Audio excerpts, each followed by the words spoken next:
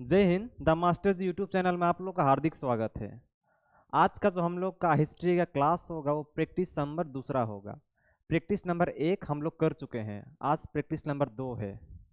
उसी प्रश्नों को शामिल किया गया है जो आप लोग का एग्जाम के लिए महत्वपूर्ण है।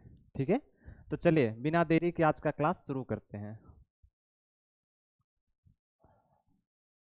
पिछले क्लास में हम लोगों ने चंदेल वंश कर लिया था, इसके बाद में चौहान वंश कर लिया था, तुर्क आक्रमण हो गया था हम लोगों का, कुतुबुद्दीन ऐबक भी हो गया था।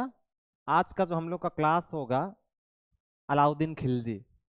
ठीक है, खिलजी वंश से आज का जो हम लोग का क्वेश्चन है वो आने वाला है। कुतुबुद्दीन ऐबक 40 तक हो गया था हम लोगों का। ठीक है, 40 तक हो गया था। हाँ, ये हो गया था। आज क्या का होगा जी? अलाउद्दीन खिलजी का होगा आज।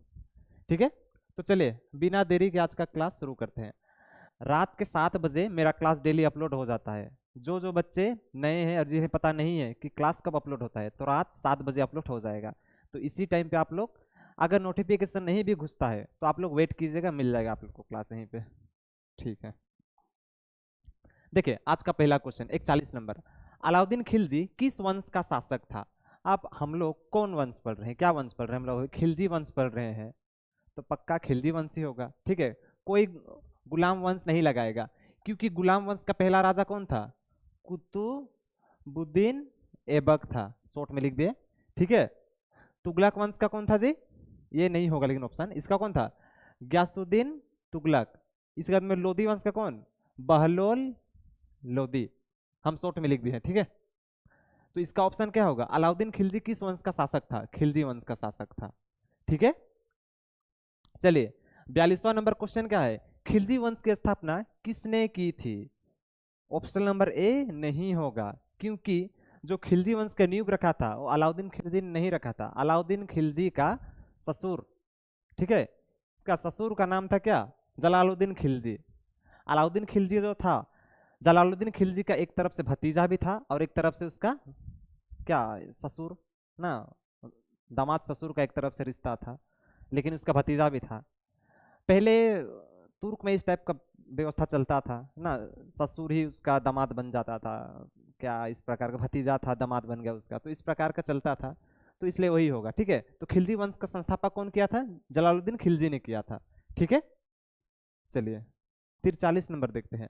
अलाउद्दीन खिलजी किसका भतीजा था? ये तो हम अभी ये बताया आप लोगों को, किसका था? जलालुद्दीन खिलजी का था, और दामाद भी इसी का था। किसका? जलालुद्दीन खिलजी का। कौन? अलाउद्दीन खिलजी। ठीक है, चलिए 44 नंबर क्वेश्चन क्या करेगा? अलाउद्दीन खिलजी ने किस युद्ध में गुजरात विजय प्राप्त की? अब गुजरात विजय प्राप्त की तो गुजराती युद्ध में होगा ना, अब गुजरात का जिक्र किया गया तो गुजराती ना होगा। ठीक है, 45वां नंबर देखते हैं। अलाउद्दीन खिलजी ने दक्षिण भारत में विजय के लिए किस सेनापति को भेजा था? ये आप लोग का फंसने वाला क्वेश्चन है। ठीक है, क्योंकि यहाँ पे जितने हैं वे सब इसके ही गुलाम थे, लेकिन इसका फेवरेट गुलाम का नाम था क्या? मलिक काफूर। और मलिक काफूर को अलाउद्दीन खिलजी ने 1000 दिनार में खरीदा था, और मलिक काफूर को दक्षिण भारत जीतने के लिए दक्षिण भारत में भेज दिया था। ठीक है, और मलिक काफूर ना मेल था ना ही फीमेल था, वह एक क्या था? किन्नर था। तो क्वेश्चन पूछता है निम्नलिखित में से अलाउद्दीन खिलजी का कौन सा सेनापति किन्नर था? तो कौन था? मलिक काफूर था। ठीक है, जिसे 1000 दिनार में अलाउद्दीन खिलजी ने खरीदा था। कुछ भी बन सकता है इस टाइप का क्वेश्चन, आप लोग कर ही देंगे। चलिए 46 नंबर क्वेश्चन क्या करता है? अलाउद्दीन खिलजी ने दिल्ली में किस प्रसिद्ध बाजार व्यवस्था की शुरुआत की थी? ठीक है, क्या पूछ रहा है इसमें? अलाउद्दीन खिलजी ने दिल्ली में किस प्रसिद्ध बाजार व्यवस्था की शुरुआत की थी? तो इसका आप लोग का ऑप्शन होगा नियंत्रण मूल्य व्यवस्था। ठीक है, इसके टाइम पे जो मूल्य का व्यवस्था था वो पूर्ण रूप से नियंत्रण रहता था। नियंत्रण मूल्य व्यवस्था मतलब सामान का मूल्य बहुत ज्यादा नहीं बहुत कम नहीं, एकदम मतलब कि नियंत्रण रहता, बैलेंस रहता था। ठीक है, चलिए 47 नंबर क्वेश्चन देखते हैं। अलाउद्दीन खिलजी के समय मंगोल के आक्रमण किसने रोका था? ठीक है, क्या नाम क्वेश्चन क्या है? अलाउद्दीन खिलजी के समय मंगोलों के आक्रमण को किसने रोका था? तो अलाउद्दीन खिलजी स्वयं इसको रोका था। ठीक है, अलाउद्दीन खिलजी के टाइम पे सबसे ज्यादा भारत में मंगोल आक्रमण भी हुआ था, लेकिन उसको अलाउद्दीन खिलजी ने स्वयं खुद रोका था। चलिए ठीक है। अच्छा 48 नंबर क्वेश्चन क्या है, अलाउद्दीन खिलजी ने किस प्रसिद्ध किले का निर्माण कराया था? तो इस किले का नाम क्या था? लाल किला नहीं, कोई गलती से भी लाल किला मत लगा दीजिएगा, सीरी किला। क्या था जी? सीरी किला था। 49 नंबर क्वेश्चन क्या है, अलाउद्दीन खिलजी की मृत्यु कब हुई? अच्छा क्वेश्चन है, अलाउद्दीन खिलजी का मृत्यु कब हुआ? तो इसका इस तरफ में 1316 ईस्वी में हुआ। अलाउद्दीन खिलजी का मृत्यु कब हुआ? 1316 ईस्वी में हुआ। ठीक है। 50 नंबर क्वेश्चन देखिए, अलाउद्दीन खिलजी की मृत्यु के बाद गद्दी पर कौन बैठ गया? तो इसका आंसर क्या है? कुतुबुद्दीन मुबारक शाह। इसके बाद में यही दिल्ली के गद्दी पर बैठ गया। अलाउद्दीन खिलजी हो गया, ये सब कहाँ? दिल्ली सल्तनत का ही था ये लोग। ठीक है, खिलजी वंश का था। टोटल दिल्ली सल्तनत में 7 वंश आया ना। सबसे पहला वंश क्या था? गुलाम वंश था। उसके बाद में तो जस्ट खिलजी वंश आ गया। ठीक है। उम्मीद करता हूँ आप लोगों को हमारा जो क्लास है प्रैक्टिस सेट नंबर 2 है समझ में आ रहा होगा। आप लोग डेली क्लास में जुड़िए और मन लगा के पढ़िए, होने से आप लोग का स्कोर अच्छा होगा एग्जाम में। ठीक है। चलिए अभी देखते हैं तैमूर का आक्रमण। तैमूर आक्रमण, भारत में उस टाइम पे तैमूर आक्रमण भी हुआ था, लेकिन सबसे ज्यादा किसके समय में हुआ था, क्यों हुआ था, इसको देखते हैं एक बार। ठीक है, तैमूर आक्रमण। तो आज का तैमूर आक्रमण का पहला प्रश्न क्या है? भारत पर तैमूर का आक्रमण कब हुआ था? भारत में तैमूर का आक्रमण कब हुआ था? तो कब हुआ था जी? 1398 ईस्वी में हुआ था। कब हुआ था? 1398 ईस्वी में भारत में क्या आक्रमण हुआ था? तैमूर आक्रमण हुआ था। ठीक है। अच्छा, तैमूर किस देश का शासक था? समरकंद, मध्य एशिया, क्योंकि उसमें आ जाएगा ये। ठीक है। ऑप्शन नंबर सी, समरकंद मध्य एशिया का था। कौन? तैमूर। क्वेश्चन पूछता है तैमूर किस देश का था। अच्छा, मैं बताया कि तैमूर किस देश का शासक था, तो कौन? समरकंद, मंगोलिया का शासक था। तैमूर ने भारत पर आक्रमण किस बहाने से किया था? ठीक है, जो तैमूर थे भारत पर आक्रमण किस बहाने से किए थे? धन संपत्ति लूटने के बहाने से किए थे। क्या बहाने से किए थे जी? धन संपत्ति लूटने के बहाने से किए थे। ठीक है, नेक्स्ट देखते हैं। तैमूर ने भारत के किस शासक के समय आक्रमण किया था?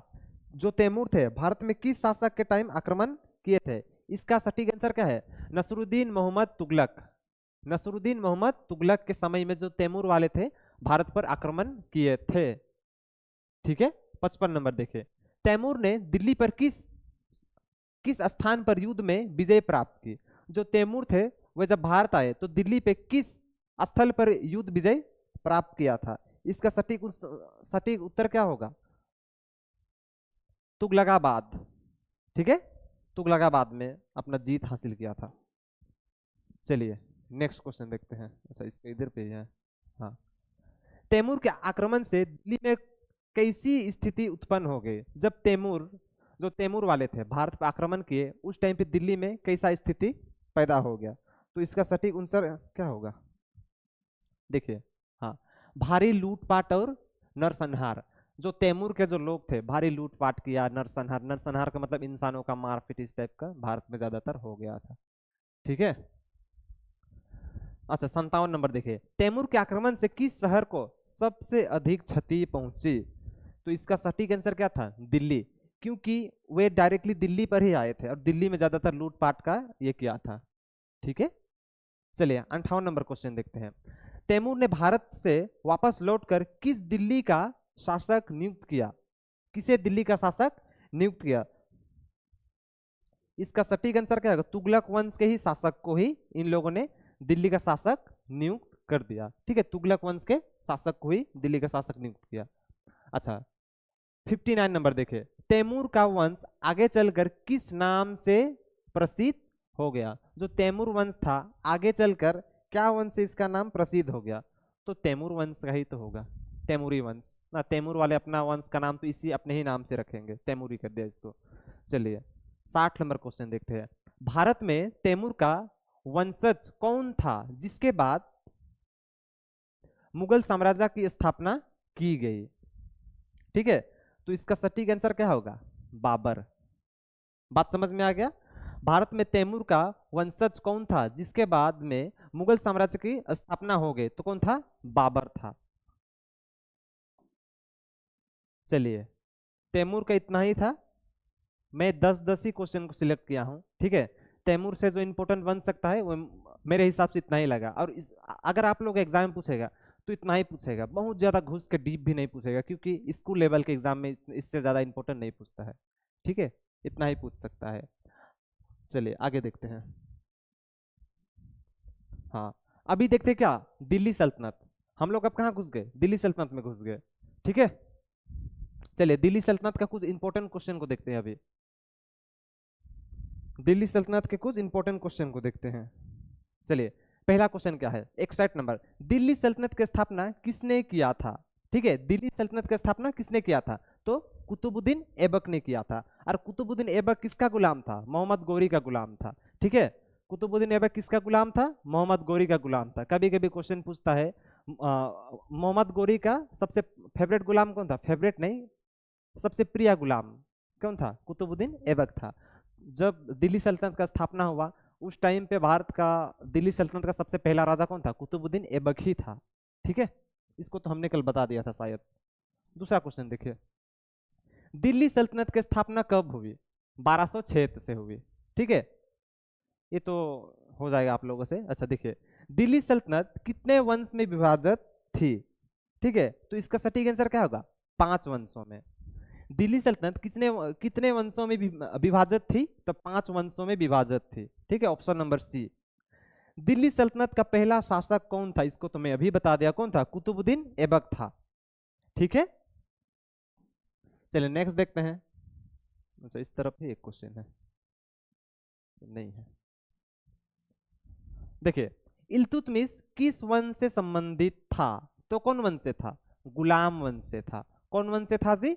गुलाम वंश से था। सबसे पहला गुलाम वंश का राजा कौन था? कुतुबुद्दीन ऐबक था। और कुतुबुद्दीन ऐबक के बाद में मुबारक शाह आया, सॉरी हाँ, मुबारक शाह नहीं, आराम शाह आया। सबसे पहला कौन था? कुतुबुद्दीन ऐबक खुद था।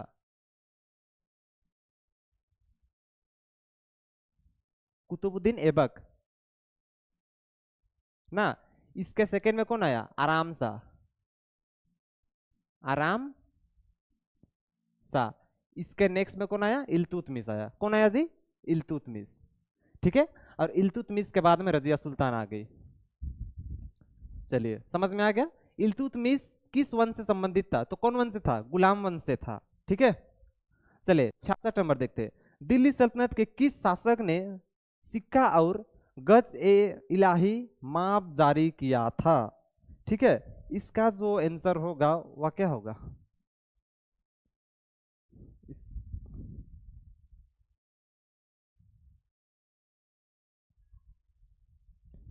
अच्छा, इसका हाँ, दिल्ली सल्तनत के किस शासक ने सिक्का और गज इलाही माप जारी किया था? तो कौन था? इल्तुतमिश था। इल्तुतमिश दिल्ली सल्तनत को ठीक तरीके से बसाया था। ठीक है, अगर क्वेश्चन पूछेगा दिल्ली सल्तनत में सिस्टोमेटिक तरीके से शासन किसने किया था, शासन किसने किया था, तो इसका आंसर क्या होगा?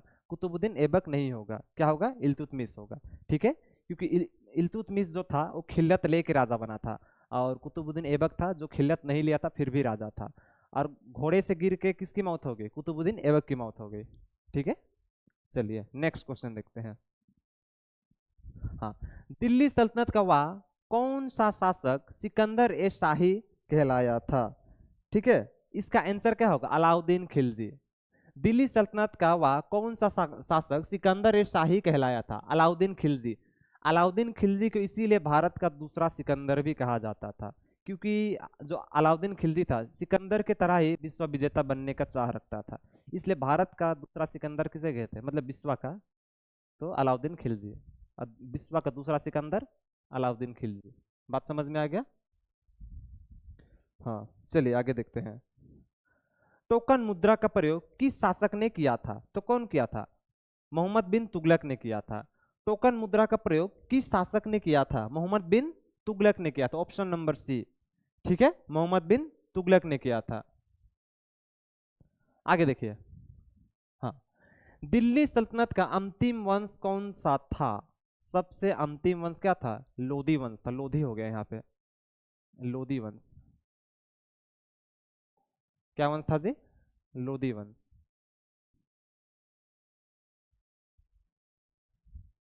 लोधी वंश। ठीक है, ऑप्शन नंबर डी। तो दिल्ली सल्तनत का सबसे अंतिम वंश कौन था? लोधी वंश था। और सबसे प्रथम वंश गुलाम वंश। ठीक है, चलिए आगे देखते हैं। दिल्ली सल्तनत का अंत किसके आक्रमण से हुआ? दिल्ली सल्तनत का अंत किसके आक्रमण से हुआ? याद कीजिए, किसके आक्रमण से? बाबर के आक्रमण से। कब हुआ था? पलासी का युद्ध बोलता है इसमें, पानीपत का प्रथम युद्ध में हुआ था। ठीक है, जब पानीपत का प्रथम युद्ध हुआ तो बाबर का सेना और लोधी वंश का सेना आपस में भिड़न हुआ। उसमें कौन जीत गया? बाबर जीत गया और भारत में मुगल वंश का स्थापना शुरू हो गया। बात समझ में आ गया? चलिए अभी देखते हैं दिल्ली सल्तनत की सैन्य और प्रशासनिक प्रणाली, कि दिल्ली सल्तनत में किस प्रकार से सैन्य प्रशासन प्रणाली वगैरह था, इसको थोड़ा देखते हैं। क्योंकि अगर दिल्ली सल्तनत इंपॉर्टेंट है, इससे पूछेगा तो सैन्य प्रशासन पूछ सकता है, यहाँ पे किस प्रकार का सिक्का वगैरह चलता था, ऐसे ऐसे क्वेश्चन बन सकता है। तो इसको एक बार देख लेते हैं। ठीक है, चलिए पहला क्वेश्चन देखिए 71 नंबर। हाँ, दिल्ली सल्तनत के प्रशासन में सर्वोच्च पद किसे माना जाता था? तो किसे माना जाता था? सुल्तान। सुल्तान का मतलब राजा। अब कोई भी वंश में सबसे इंपॉर्टेंट पद किसका होगा? सुल्तान का ही ना होगा। कहीं पे सुल्तान कहते हैं, कहीं पे राजा कहते हैं, कहीं पे क्या कहते हैं। भारत में राजा को हर एक बहुत ज्यादा नाम से पुकारा जाता है। तो दिल्ली सल्तनत के प्रशासन में सर्वोच्च पद किसका था? राजा का था। सर्वोच्च का मतलब सबसे टॉप पर, ऊपर में कौन रहता था? राजा रहता था। ठीक है, आगे देखते हैं 72 नंबर। इल्तुतमिश ने किस विशेष सत्ता की स्थापना की थी? तो इसका इंपॉर्टेंट आंसर क्या होगा? सबसे 40सा दल। ठीक है, 40 मतलब कि 40 ठो सरदारों का एक गुलामों का स्थापना किया था। किसने? इल्तुतमिश ने किया था। 40 एक ठो मतलब बुजुर्ग का था, एक गुट था, उन गुटों का स्थापना किसने किया था? इल्तुतमिश ने किया था। तो 40सा दल का निर्माण किसने किया था? इल्तुतमिश ने किया था। हाँ ठीक है। दिल्ली सल्तनत की सेना में घुड़सवारियों की शुद्धता और संख्या की जांच किस प्रणाली में किया जाता था?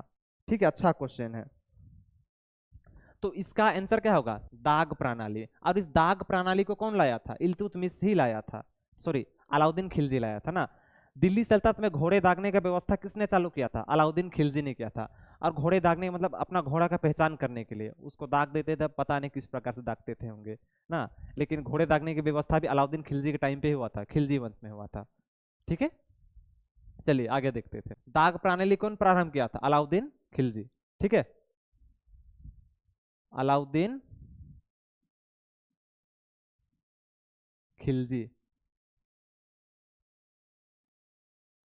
चलिए